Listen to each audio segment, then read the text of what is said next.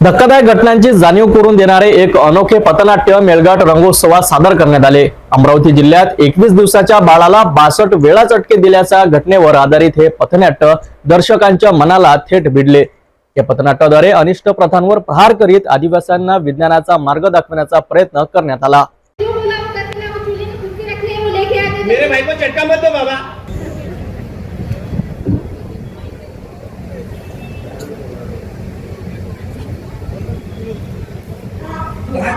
मत दो माँ 20 हो गए, माँ 20 हो गए, मत दो माँ, उसको तकलीफ हो रही है माँ। 40 हो गए माँ, 40 हो गए, प्लीज मत दो माँ। मेरे भाई को उसको तकलीफ हो रही है माँ, उसको तकलीफ हो रही है।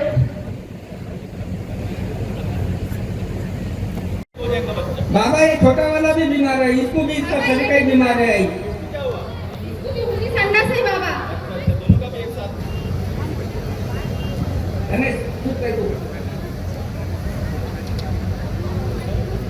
ला बळी पडून काही दिवसांपूर्वी एक प्रसंग समोर आला, जिथे डम्मा ही प्रथा इथे लहान बाळाला चटका देण्यात आला होता।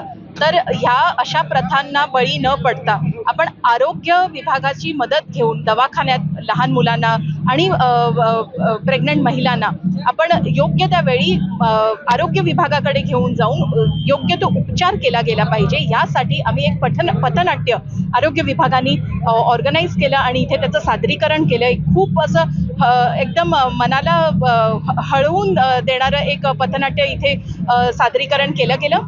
तर ह्याच्यातून जनजागृतीचा हाच एक प्रयत्न आहे की ज्या रूढी परंपरा चालू आहेत मेळघाटात, तर आता बदलत्या काळाबरोबर आपल्याला सुद्धा बदललं पाहिजे आणि आपण आता जे आधुनिक मेडिसिन्स आता अवेलेबल आहेत, उपचार अवेलेबल आहेत वेगवेगळ्या रोगांसाठी, तर लोकांनी दवाखान्यात जाऊन उपचार घ्यावा आणि अशा बाबांना वगैरे बळी न पडता आणि घरातच उपचार न करता दवाखान्याची मदत घ्यावी आणि योग्य तो उपचार करावा। यासाठी हे पथनाट्य आणि जनजागृती आम्ही केली आहे।